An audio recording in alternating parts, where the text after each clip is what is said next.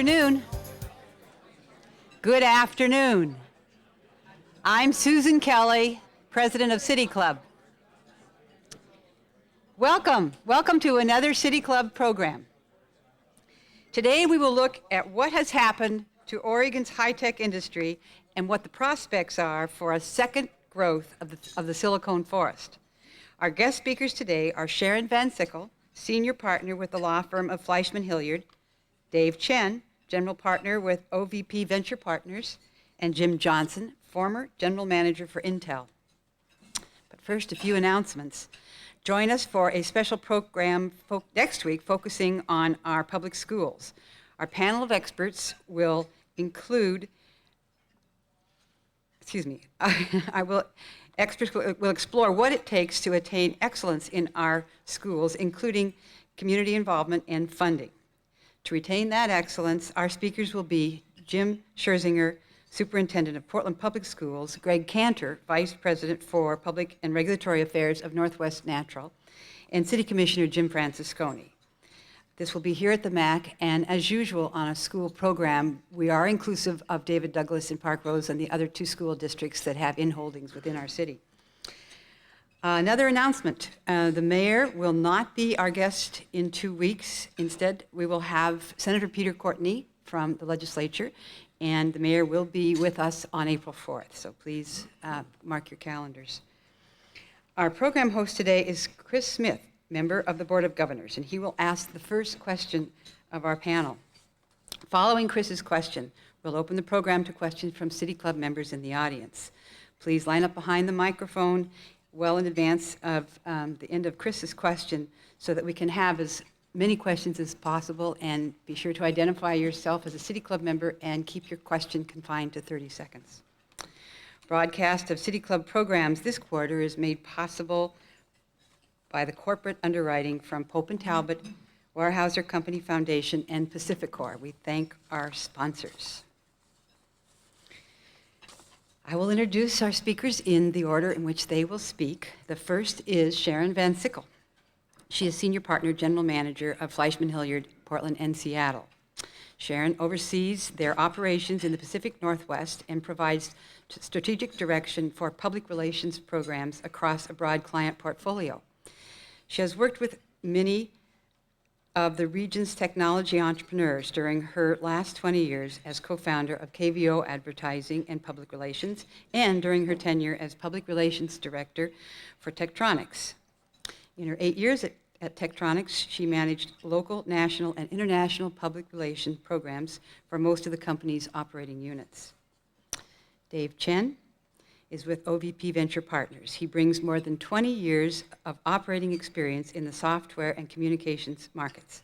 He began his career as one of the early team members at Selectron, a $16 billion market leader in electronics manufacturing. Later, he ran marketing at Mentor Graphics. And Mr. Chen was also founder and managing partner of the Ascent Group, a strategy consult serving firms like Intel, Microsoft, Sun, Bell Atlantic, and Fujitsu. He is a co-founder of GeoTrust. During his tenure as an OVP partner, he served on the board of Atmobile prior to its acquisition by Software.com. He's a busy man. All of our speakers are.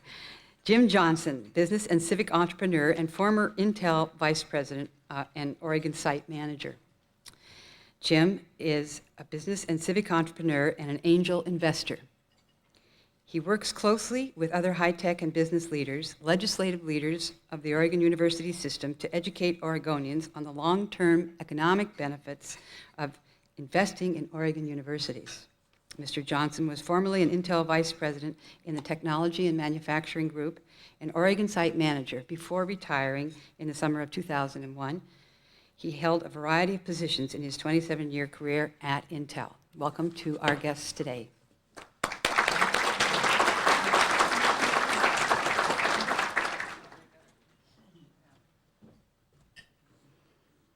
Good afternoon. Today, Dave, Jim, and I are here to talk about second growth in the Silicon Forest and share perspectives and recommendations about how we can sustain and expand the economic promise of the high-tech phenomena in these challenging times. As the panelists luckiest to have the longest tenure in the Silicon Forest, I'm going to begin by providing the historical perspective that really sets the stage for Dave to share what he and others have learned about their study of technology industry clusters that thrive in Oregon's economic soil and the impact on investment capital attraction and formation. And Jim is going to wrap up by talking about the industry-government partnerships that have helped drive the high-tech industry growth that we have benefited from over the last 20 years. And in conclusion, he'll make the case for the priorities in investment and a new focus moving forward. Before I go further, though, I would like to thank and acknowledge the work of Heike Meyer, a PhD candidate at the School of Urban Studies and Planning at Portland State University, whose research over the last year and a half into the evolution of the Silicon Forest has been invaluable to the work on industry clusters that Dave will talk about in a minute. She has just defended her dissertation on the history of the Silicon Forest and has visually chronicled her analysis in a Silicon Forest universe poster that charts the genealogy of the region's technology industry development. I'm a Portland native, and I went to grade school, high school, and college here in Portland. In 1977, when I went to work at Tektronix's graphic display group in Wilsonville, there were only about 20 high-tech companies in the Portland metro region, and only Tektronix had a workforce that numbered in the thousands. When my partners and I left Tektronix to launch KVO in 1983, we waded into a decade where spin-offs ruled as they rode the wave of the semiconductor and software revolutions that produced the personal computer. We can characterize the Tektronix period as the time from the company's founding here in 1946 through the first 30 years of its corporate life in Oregon. During this period, the company was really the monolith that seeded the fertile technology landscape and introduced many of the core strengths that exist here today. The company's early business model of intensive vertical integration and a centralized R&D facility sprang from necessity, which is sometimes a pitfall for pioneers, coupled with a culture of expansive intellectual curiosity. And this business model enabled the company to plant the 3 seeds that Heike's work demonstrates were key to the first growth in the Silicon Forest: labor, knowledge, and entrepreneurship. Tektronix was really the initial life force that attracted and developed a highly educated and skilled workforce, which exceeded 15,000 employees in the late 70s. And we'd call most of those knowledge workers today. It also served as a surrogate basic research university by developing knowledge and innovation capacity both inside the company as well as in graduate programs in engineering, computer science, physics, and material science that the company helped underwrite at our public and private universities. Tektronix was responsible for almost 50% of the region's total patents granted in the early to mid-1980s, just as an example of the outcomes of that investment. Like many of my co-workers at Tektronix, I took the bulk of my graduate courses in business in a program at the University of Portland that was significantly underwritten by Tektronix, and the Tektronix campus was home to many of the classes. This 3rd seed was really the company's role as a wellspring of ideas that launched an entrepreneurial movement in the early to mid-80s that was further fueled by the first significant wave of venture capital in the region. In 1980, just $6.5 million in venture capital was invested in Oregon startups, and by 1984, that number topped $80 million. This initial seeding was accompanied by an almost parallel development of what we can call the Intel period, which continues even today. Intel arrived on the Oregon scene in 1976 when it opened an integrated circuit fabrication facility in Aloha, and by the close of 2000, it was the state's largest private employer. Clearly, it has been instrumental in planting and fertilizing the seed of labor and workforce capacity building. In contrast to Tektronix, however, Intel pursued an applied innovation model that distributed and integrated research across the company's core commercial development teams. The effect that Intel's approach to research and innovation capacity building had on the seeds of knowledge and entrepreneurship in the region can be debated. While it was almost 25 years after Tektronix was founded that it had its first substantial spinoff, which was Floating Point Systems in 1970. Intel's first spinoff, Oregon Software, was formed just a year after it had put down roots in Washington County. The two companies have served as incubators for more than 100 new Oregon companies, which in turn have spawned more than 75 offspring.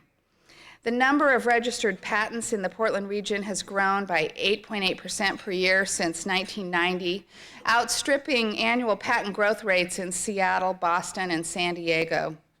Intel's Oregon inventors registered for more than 1,400 patents between 1997 and 2001, 200 more than were registered by Intel inventors in the company's California facilities where their headquarters is. High-tech jobs clearly represent one of our region's brightest economic opportunities. They experienced high growth throughout the 1990s, and they result in almost 65,000 high-paying jobs in the Portland area today. By the mid-1990s, Oregon's high-tech sector had surpassed traditional lumber and manufacturing enterprises to become the leading manufacturing employer and exporter. In 1997, about 25% of the state's total workforce was employed in the high-tech and software industries, and Portland was the fastest-growing center for high-tech employment in the nation. And in fact, the annual high-tech employment growth rate in Portland from 97 through 2000 actually outpaced both Silicon Valley and Boston. It's critical also that we not overlook or minimize the extended economic ripple effect that the Silicon Forest has created in supporting industries from real estate and construction to specialty manufacturing to professional and creative services. They have added significant intellectual and human capacity at a pace that equals the dramatic high-tech growth. For instance, in 1985, only one law firm on the Portland Business Journal's top 25 list included intellectual property as a specialty. And in 2000, 9 of the top 15 law firms had that specialty.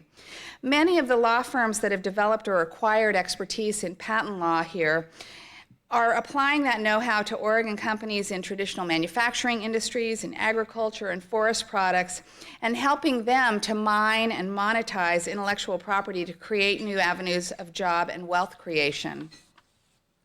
But today, with the accelerating rate of change in the technological marketplace, the financial challenges of a struggling global economy, and the intense competition with other cities to attract technology employers and knowledge workforces, is it realistic to expect that companies, even with the size and commitment of Tektronix and Intel, can shoulder the entire seeding role? As Jim will eloquently argue, changes in the basic market environment tend to rule out the approaches that brought us the original wave of the Silicon Forest. Entrepreneurs, venture investors, and technology companies evaluating new locations all view our region's lack of a major research university as a significant barrier to producing a substantial pool of first-rate engineering and computer science graduates. And it puts us at a disadvantage with respect to the innovation capacity for technology transfers to the private sector and strategic R&D partnerships.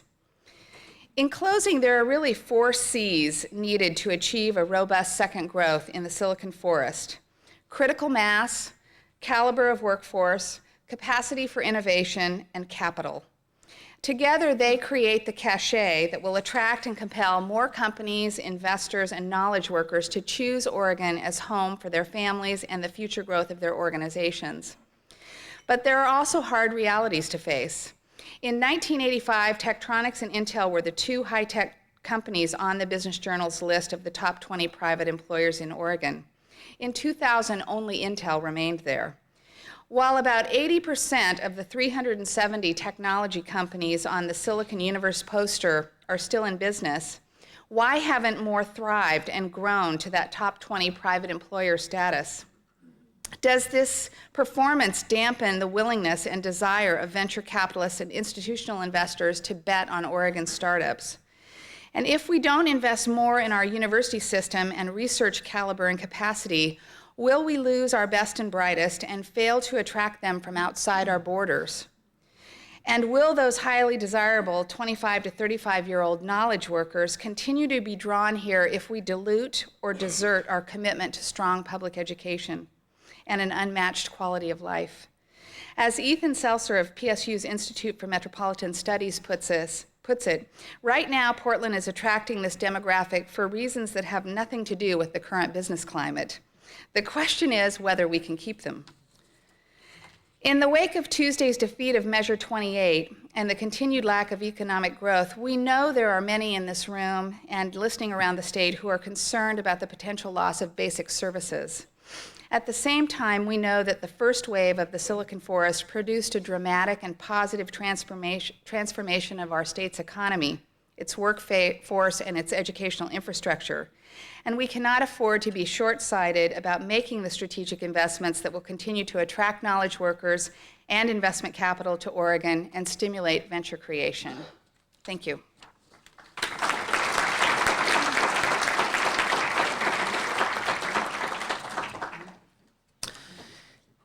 First of all, I think it's pretty evident on this poster that a very few small actions can have hugely profound effects. If we look back at what Sharon's just illuminated, Tech and Intel have done a great job, and that is that they did in fact spawn this first growth of the Silicon Forest, and we have lived effectively off of 20 years now, the offspring of that set of, whether they were accidents or by creation, the company creations, the innovation, and the economic development that's resulted.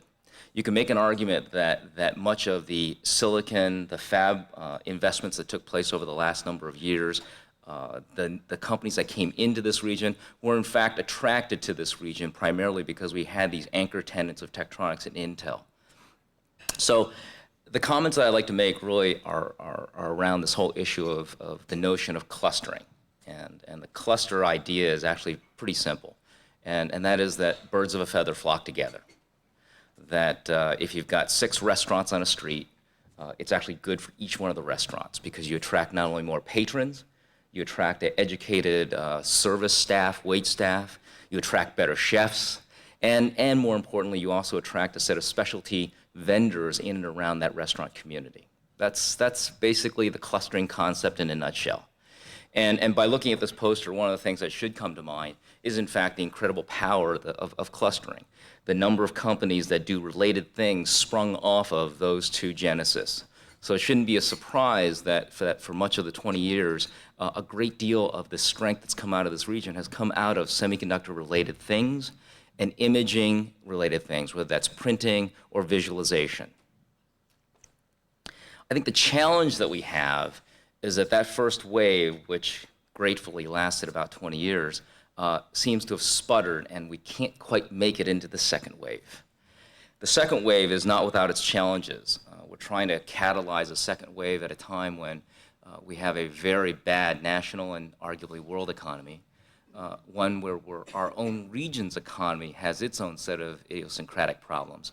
And then the third, and this is something that I don't think is very popular in Oregon, is that in the high-tech community at large, there's been a questioning of whether, in fact, things grow well here in Oregon, and primarily driven by the fact that throughout most of the mid to late 90s, there weren't really any great successes that came out of the Oregon high-tech community. And so getting and catalyzing the second wave, taking advantage of the serendipity and the fostered growth of Intel and Tektronix is really going to be a challenge. So, and by the way, our firm, OVP, is a venture capital firm, and so it's not hard to figure out our objectives and our agenda. We're a regional firm that's been here for 20 years investing in the high-tech community. That's really important. We invest in startups, and if there aren't a lot of startups that get formed here, we're kind of lonely, kind of like the Maytag repairman. So one of the things that we did during the summer last year was constitute through the New Economy Coalition, the NEC, which is a real loose affiliation of some of the leadership in the high-tech community. We fostered a small piece of work assisted by PSU's Institute of Metropolitan Studies on what are, in fact, the clusters that have grown well here, and what are the clusterettes, and what can we do as a community to, in fact, foster and give some more fuel to these clusters and clusterettes. And what I'd like to do is just share with you in a very summary version just some of the findings of that. First of all, a few definitions. A cluster refers, as I said in my restaurant analogy, to an ecosystem of related firms in a very well-defined space.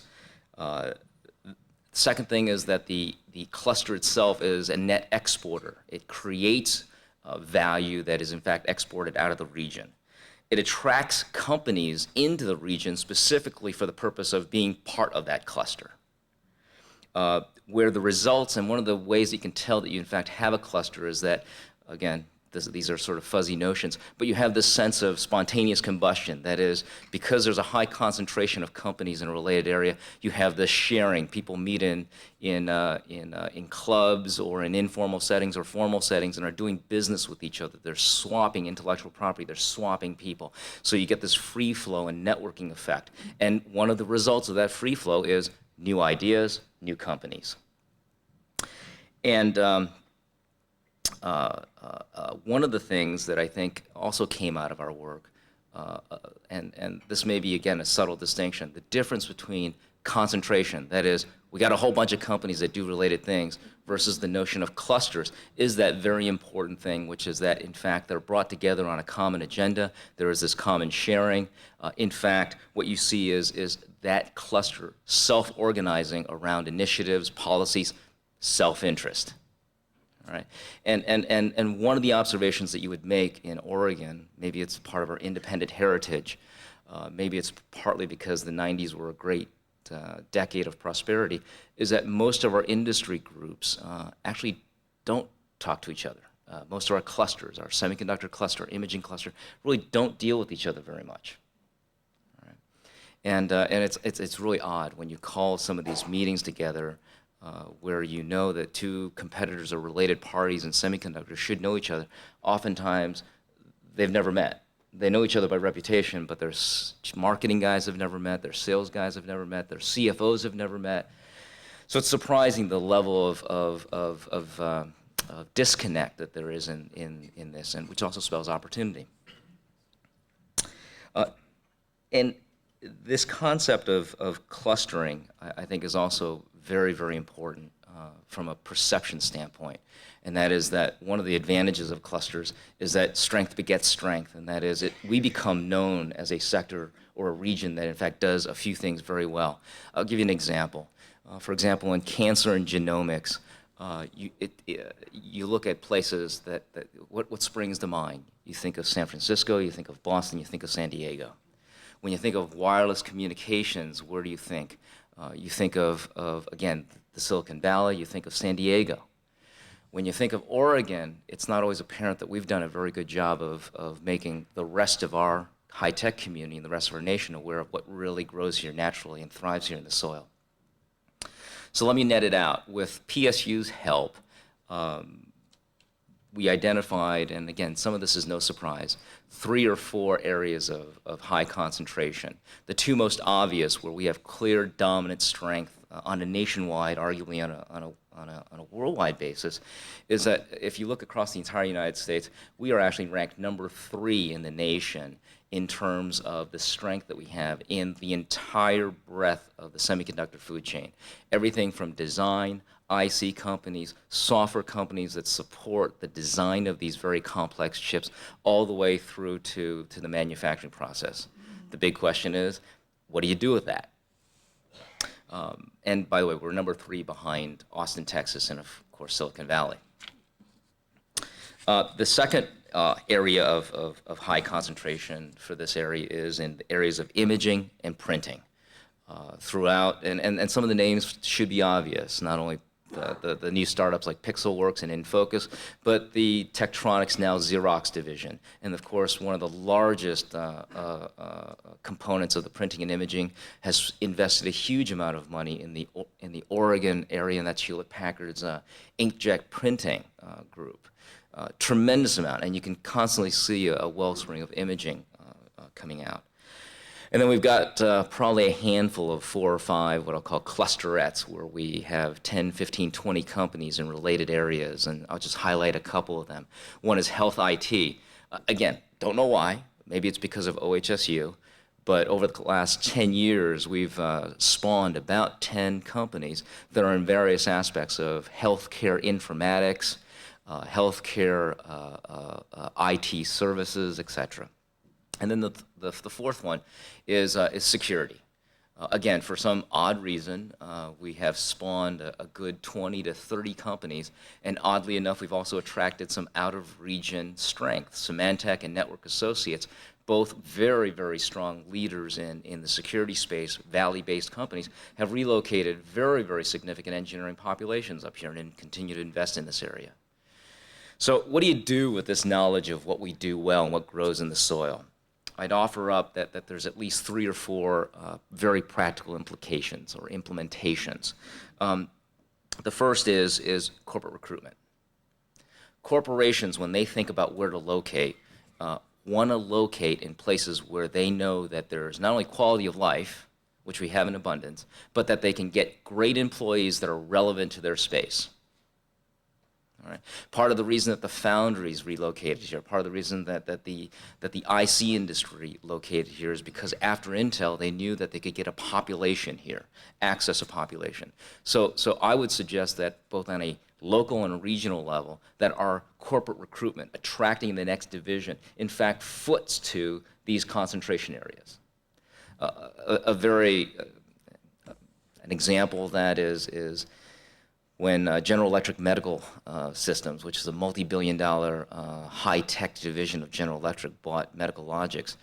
I would have thought that one of the most obvious things is for a contingent from the Oregon-Portland area camp out at GE Medical's headquarters in Milwaukee and make a very strong statement that everything that General Electric is looking at over the course of the next 10 years in their interest areas, imaging, image processing, printing, huge databases, bioinformatics, bio workflow, patient record management systems are all in fact technologies, companies, and human capital that grows well here. I would have imagined that the thing that we would have asked for is for them to plant their next large division here, to use Medical Logic not as an acquisition to potentially strip, but in fact to locate and invest in this area out of self-interest, that they can find better here. So corporate recruitment. Second thing is foster self-organization within the clusters themselves. That is, well, our clusters don't know each other. What are ways that we in fact can rally these clusters in self-interest? Probably one of the small but significant examples of this was RAINS, which is Oregon RAINS, which is the coalition of the security companies in this region. They were fostered and catalyzed to get together for a very simple reason. Richard Clark, who was President Bush's cybersecurity advisor, was going to make a town hall visit here, and so we needed to pull together our resources to show him that there was a show of strength and density here, something to say, frankly.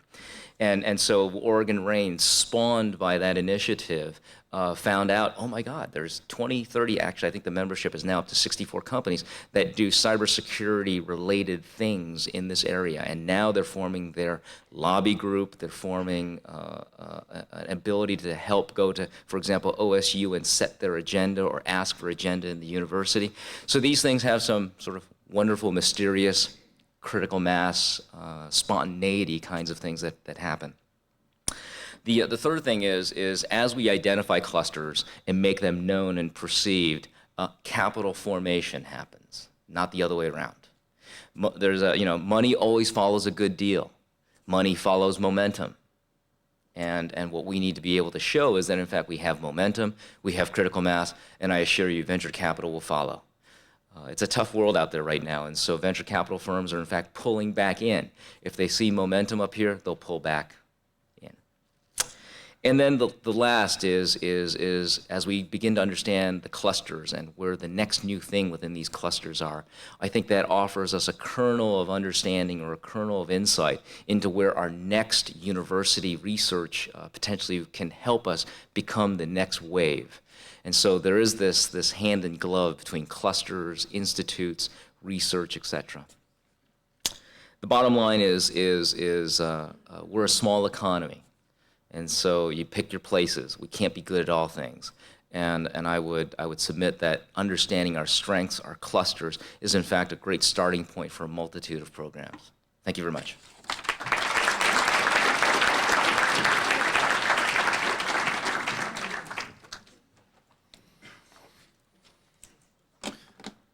I'm going to bring a slightly different view of all this, or a different context. I tend to be driven by money. I follow the money is always my instinct, and here in Oregon, we've had a challenging time here the last couple of years, and this recession, I think, has been a very, very fundamental restructuring here. And I don't like to use the word recession, but we've had a pretty devastating restructuring here. And if we look at the kinds of jobs we have lost, you'll find a disproportionate focus on those export-oriented jobs, whether it's in transportation, whether it's in metals, whether it's in the semiconductor high-tech area.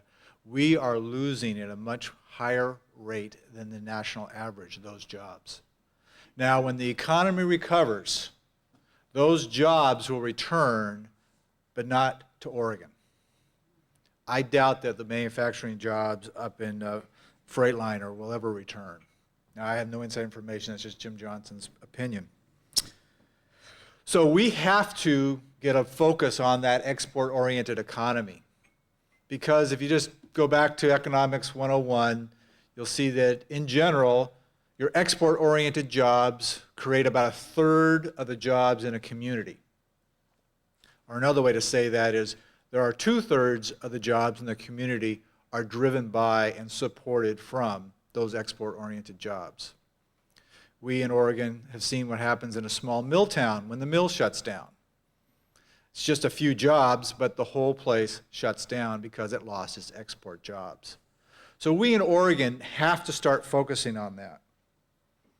So what is Oregon's strategy for creating new export-oriented jobs? Does anyone know that? That's a pretty important question to debate. Now, I got an email just last night that talks about some governors in other states and pulls out some quotes in their state of the state addresses. So Nevada, here's a state that you probably wouldn't know for it being a high-tech mecca. In Nevada, the governor there says, "I want to see higher education in Nevada become a center for research and new partnership between business and academia. A key step to enhance higher education and economic development will be a new Science, Engineering, and Technology Center at UNLV. This project will be funded with $47 million in public dollars and $25 million in private," et cetera, et cetera. So here we have a governor saying, this is important to me, he at least mentioned it in his speech. Now we go to New Mexico, another one of those, driving forces in the high-tech world. And here they say, access to capital is critical because we lie so far from the money centers of the coasts. We remain below their radar screen. And he goes, I propose that we invest up to $200 million, which he says, just 2% of the total state permanent funds in New Mexico businesses. This will jumpstart an entrepreneurial arm of New Mexico's economy. We will partner with private capital. And then Ohio. Here he says, my budget proposes over $40 million for a third pioneer program in which, over the next 2 years. Then he will ask, then they were going to go to the public and says, I will ask the Attorney Assembly to quickly pass a proposal to place a 10-year, $500 million bond on the November ballot. This money, if approved by the voters, will allow us to recruit scholars in fields that are vital to our economy, attract more research dollars, and move new ideas from the laboratory into the marketplace, et cetera, et cetera. So you're beginning to see that in some areas, state governments are beginning to understand this shift to the knowledge economy. It's not to say we're abandoning the traditional economies of those states, but an acknowledgement that the economy is transforming. If we, again, take that global positioning, the globalization of economies is happening, and that globalization is being driven by knowledge. And therefore, in the new economy, knowledge drives wealth. As we've heard, knowledge accumulation occurs in clusters. That is happening more and more. So critical mass of resource means a critical mass of knowledge around a particular area or technology. And almost by definition then, clusters happen in regions, and therefore regions become the new economic basis by which we will all compete. So whether you're in New Zealand or Auckland, or you're in Portland, Oregon, or you're in Austin, Texas, you're going to compete at this regional level to create this critical mass of ideas. So we in Oregon have to get a strategy together that focuses on knowledge creation. And we'll be getting our governor's State of the State address. What we got is opening address, and in it, he talked about creation of jobs. He talked about the importance of the economy, but he didn't go as far as to say we need to focus on the knowledge economy. So there's a committee that was formed called OCAD, which is an acronym that stands for the Oregon Council of Knowledge and Economic Development. It was formed out of the last legislative cycle. It was chaired by the CEO of Pixelworks, Alan Alley. It consists of industry people, it consists of government people, and it consisted of our academic people, institutions. And in it, we worked very hard to propose a strategy to help turn Oregon's economy focus it more on the knowledge economy in the 21st century. We also said we needed to be realistic. We weren't going to propose big, expensive things. So we boiled down, which was probably 50 recommendations, down to 8. 8 simple recommendations. And those 8 recommendations are focused on 3 key areas. The total price tag for this package is $80 million of government money, of which 35 is new. So in governmentese, that means that 45 was already in the previous budget, and if it's carried forward, you've got that plus an additional 35 for a total of 80. But in addition to that, private industry would come up with 60 million. So you've got 80 plus 60, $140 million package that we want to push forward. Again, the government would need to come up with 80 of that. The 3 key areas were research and technology transfer, or we like to call commercialization. Taking ideas out of the university system and moving them into the public sector, creating jobs and companies. The second area was capital formation, and the third area was workforce development. And I just want to take a moment to talk about that first one, because it really is that commercialization. It's creating those ideas and then commercializing them is really the key in the 21st century to creating your own economic destiny. We have to create our own knowledge. It used to be that, where the trees grew or where the minerals were dictated where that economic benefit would occur geographically. But now that economic benefit occurs where the knowledge is. And so we have to create that knowledge. And just as permanent as those trees are here, that economic growth or that knowledge growth, that critical mass of knowledge will also stay here. So David mentioned the concept of what is it that Oregon is noted for when it comes to advanced research and technology? And the answer today is nothing. I hate to be that blunt. It's a lot of good things that are happening here, but no one knows about it. And so one of the things that we're recommending is we select an area that we have strength, where we have concentration, actually. A lot of good research happening, but no one knows about it and no one's talking to each other. Let's pull that together, let's fund that, and let's go make it into a national treasure. That is really our challenge. Now, this isn't going to solve this economic downturn, but this is going to create the foundation for my grandchildren so that they will have a great job here in the state of Oregon. So that is really the challenge that we have in front of us, is are we willing to make that kind of investment? Are we willing to do that? And of course, where's all the real money come? It really is going to come from Oregon. That $80 million, or the total of 140, where the majority of it comes from the federal government. We live in a nation that invests over $200 billion a year in research. And we need to get our unfair share of that research dollars being expended here. Right now, we're getting an unfair negative share of it. So that is our challenge. So I would encourage you all, there's a report called if you just go to OCAD, if you go to Google and go OCKED, do a search on that, it will pull you right to the right spot and you can see the specific recommendations. And so I believe that our challenge is to get our state policies reoriented to where we focus on this. Because if you go to the current budget that our governor has proposed, of that 80 million, you'll see 22. You'll see some money targeted for the engineering education program, and you'll see no mention of any of the other recommendations on ECAD. So I feel that not only do we have a challenge in making it happen here, we have a challenge in getting the attention of our policymakers, and again, I think we all can play a role in that. So thank you very much.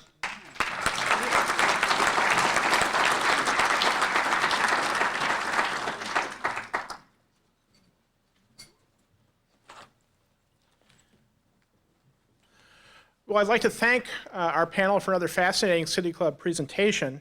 It's an area that has a lot of personal resonance for me since I was recruited to Oregon back in the 80s by Tektronix and have spent my career here in the printing cluster that Dave talked about. So this is particularly resonant for me. I want to ask about something that I didn't hear mentioned, and that's the physical infrastructure that we may or may not have to support the second growth in the high-tech industry. Our transportation woes in Oregon are well known. We're certainly not funding the transportation system at the level that we should be, even in terms of basic maintenance. And at least in the metro area, there's a significant question about the availability of industrial lands. The Metro Council kind of divided the baby in the last urban growth boundary expansion with a limited set of land out at Chute Road set aside for industrial expansion with some specific constraints on that. So my question to the panel is, are the physical infrastructure issues no longer important in the knowledge economy, or do they still have a role to play in fostering growth? Well, they play a very important role. Unfortunately, I'll say for us, they tend to be negative roles as opposed to neutral. If we, again, this is a very competitive world. You can go to Texas and they will have industrial parks sitting there totally bare, ready to go. And where we are arguing whether we want to, open up an acre of land to where it needs to be. These clusters want to be not only, when they say physically together, they mean physically together. Not one's on one side of town and another company's on the other side of town. They want to be right next to each other. So if we want to expand the current core we have in semiconductors, we better have land on the west side. You can't tell a company that wants to grow there to go over to Damascus. And so we've got to absolutely fulfill those needs. I mean, government needs to provide basic transportation, basic safety, and those things that we do so well here in general. But we've got to update those laws, in particular our land use laws, not throw them away. We need to update them to reflect 21st century economic needs. And we need to, because those laws were written with economic goals. They said preserve forest land and preserve farmland. And I want to preserve forest land and farmland, but we also need to now include, we need to preserve those high-paying jobs. And we need to create high-paying jobs. And maybe the best use for that 50 or 100 acres is to put a $2 billion facility on it that's going to hire 3,000 workers that will get paid 4 times the average Oregonian wage, thereby contributing to our tax base and allowing us to get the revenue we need in the state so that we can afford all those other things that we need. I think that I'll sidestep the question a little and perhaps frame it a little bit differently, and that is, I think one of the most important things one of the things that we may, because it's such a beautiful place to live, we may get a little insular. And I think the issue of economic development, we need to understand that Oregon is competing against a dozen cities in India, 100 cities in China, cities in the Eastern Europe that are all bidding for, to use an example, General Electric or Intel to put their next set of knowledge workers there. And I think these regions, because maybe they're hungrier, are oftentimes called developing, are putting their resources, and they understand the resources that they have to put to bear, which is that they're in the business of selling.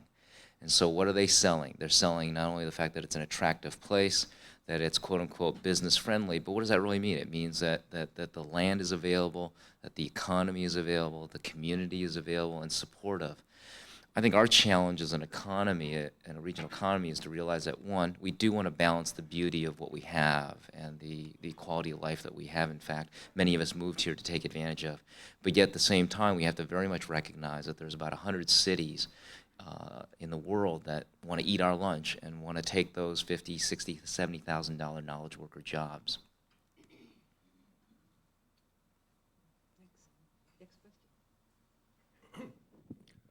I'm Tom Dunn, member of the City Club. I have two questions. One of them, I think, very easy, and the other one is kind of probably will be at the level of everybody else's question. The easy one is, how do you compare the benefit to the Portland area of Major League Baseball, say, making a bond issue, putting that up against a bond issue that would, say, be producing major support for Portland State University and its technical and science areas, and Oregon Graduate Institute I would include. So that, I think, is a fairly easy one. The one that is more problematical, perhaps for most, is that we do have in this city, in this state, a great interest in the environment. And associated with that interest is also potentially a great deal of interesting general technology development. Okay, so what do you think? Is that going to seed or not? Is that going to be the nucleus for the next cluster or not? What do you think? You want to take that, or let me answer your first question in a very personal way, and I'll just say it. I'm an immigrant. I came to this country as a 5-year-old from Taiwan. My dad came here to get his PhD, partly because there weren't many aeronautic engineering jobs in Taiwan. Moreover, none that required a PhD. But the lesson that I learned, and it's probably the same lesson that a lot of us teach our kids, but it's very poignant to an immigrant, is that the only way you get ahead is through education. That's it. That's number 1 through 5. That's it. Okay? It isn't through connections. You have none. It's not through family. You have none. All right? I mean, family connections. You don't have money. Yeah, you came in with $500. So your only way out and your only way up is education.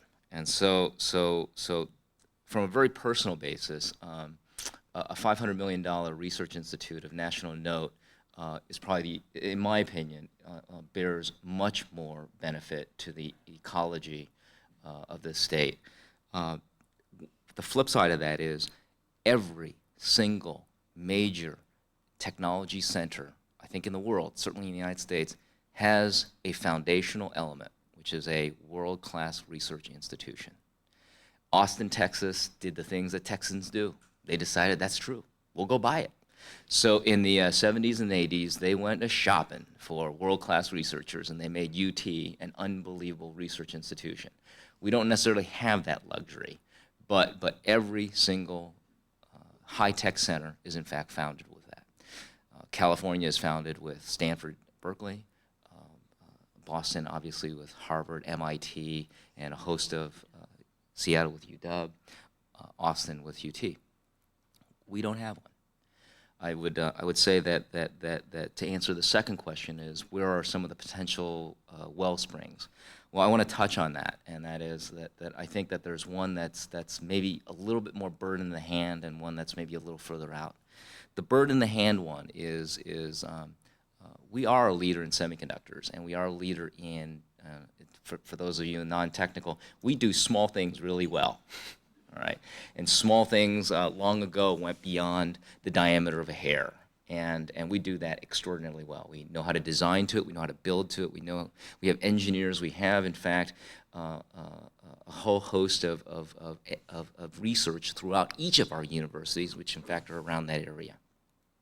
And I'd submit to you that one of the things that people talk about most as the next new thing in high tech is this very buzzy word called nanotechnologies, which is the next small thing done really well that has implications in electronics. It has implications in in medicine, that is nano delivery, for example, nano treatment. So doing very small things very well and applying them in commercial. I'd submit that one of the opportunities that we have in this community is the confluence point, whether it's by serendipity or forethought of what OCAD is proposing within their signature research center, that is multi-scale materials and devices, what Senator Wyden and a number of other senators are proposing in a $450 million federal program in nanotechnology, in what Dean Ron Adams at OSU has done with his joint venture with PNNL to create a very small thing institute. You put all that together, as well as our cluster strength. That is, we have companies in this region which have a vested interest in doing this. We may have, in fact, a confluence of factors that allow us to bid for and build a powerful research future, a research institute, a research center, potentially multi-university oriented, that focuses in on rallying these community points. If you look at the research that's been done by Richard Florida and others on what it is that attracts and retains knowledge workers to communities, Major League Baseball, sporting facilities of any kind, Major League teams of any kind don't make any of the lists of those attractions. All right. Joe Smith, City Club member, and I'm going to be asking a question which is rare at City Club meetings. It is actually a question seeking information and not expressing an opinion. I'm asking this question as a member of the State Aviation Board. One of the things the board has seen is that an unmentioned cluster or potential cluster in Oregon is that there is a remarkable number in Oregon of small, highly skilled avionics and other aviation-related companies, physically not close to one another, and not apparently communicating with each other, just as you have suggested. And we are looking for ways that we might help accomplish exactly those things that you are talking about, given the fact that geographically we're probably not going to be able to get them together, and also given the fact that there is a certain paranoia, maybe is too strong a word, but people deal in aviation, they are a little scared of government. What suggestions would you have that the state, through the Aviation Board or otherwise, might do to help that particular industry become the kind of vibrant cluster that Mr. Chen has described? Thanks a lot. One of the most important things that actually came out of the cluster work when we looked at best practices in other communities really is the fact that there was actually very little government intervention. It was really the industry groups getting together. But one thing that government could do and did do was provide a catalyst. And I'll use the RAINS example. One of the very, very small things that the Economic Development Office did was just provide a meeting room, call the meeting, provide a neutral third party for that group to get together and ask what is in fact in our self-interest. They did seed it with a little bit of development money, but it wasn't millions. It was, literally in the tens of thousands of dollars to help get that going.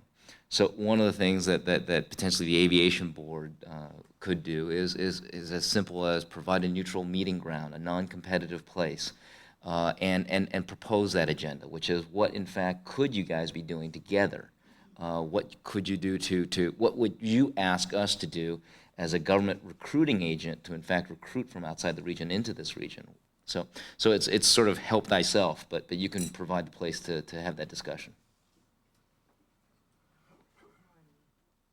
John Leeper, City Club member. I think Mr. Jim Johnson partially answered my question, but I want to ask it anyway. I am well aware of this phrase cluster. My problem is, though, in that Mr. Johnson said, gee whiz, a cluster wouldn't stretch all the way from Washington County to Damascus. Could something in the way of a geographical circumference be stated for what would be a cluster that would be acceptable? And within it, does the high-tech industry have any special or peculiar needs in the way of public utilities? Well, I think the issue of geographical clustering is one of, first of all, are you talking about what you already have and you're trying to bring it together versus someone else coming in? So the avionics example, it may be if you've got 3 companies in 3 different cities that are already established, they could still become a cluster. It's a little harder, but they can still do it. When you have an existing industry and you've got existing supply chains, those supply chains tend to want to be physically very close to each other. And so what is distant for one industry might be short for another.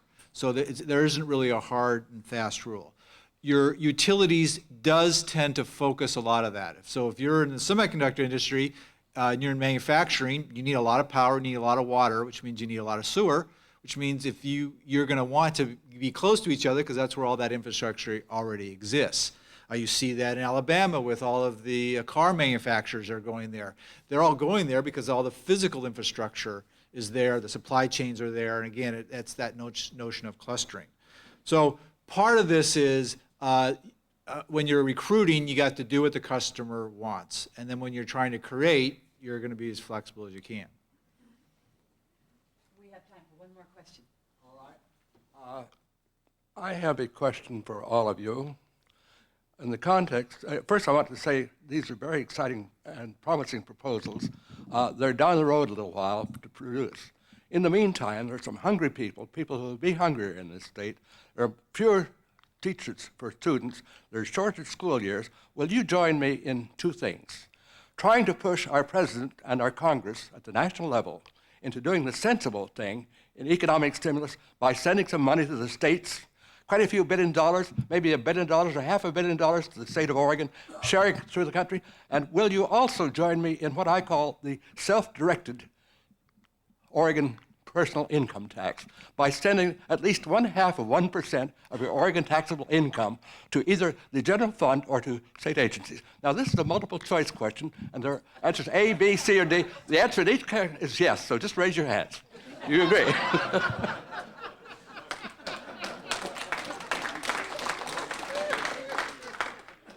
How about a question? Since that one, we all answered. Yes.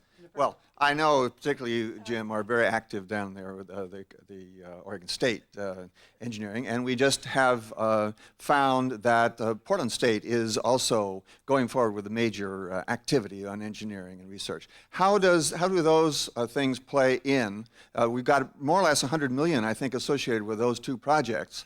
How does that interplay with the things that you've been talking about with OCAD? Well, the investments in engineering and science and research in general in the state are critical. You know, our state is so small that we cannot really, we should, and for this discussion, whether you're in Eugene or you're in Portland or you're anywhere in between, it's all one place. You know, the Bay Area seems to think that Stanford and Berkeley are close. They're in the same community. But last time I checked, it took me longer to drive from Stanford to Berkeley than it does from Portland to Eugene. So again, it's all about your mindset. And if we could believe we are Oregon and we need to get all of our research and all of our activities coordinated, again, why this multi-scale device emerged is that's what's actually happening. That's what's happening at PSU, that's what's happening at OHSU, that's what's happening at OSU, that's what's happening at U of O. We have all this capability, but we're not talking, we're not bringing it together. So first of all, I applaud that we're making these investments of the last legislative session. And I know that Bob Dryden, or Dean Dryden, is right here in the audience. He's very, very close to totally funding his engineering building. OSU's building's been funded and it's started. So we have to these are the fundamental things. That's your infrastructure. If we don't have these research facilities, we can't do the rest of this kind of stuff. So it's critical that we're doing it, but by no means is it sufficient to win. On that powerful note, we will end an excellent program. Thank you, City Club panel.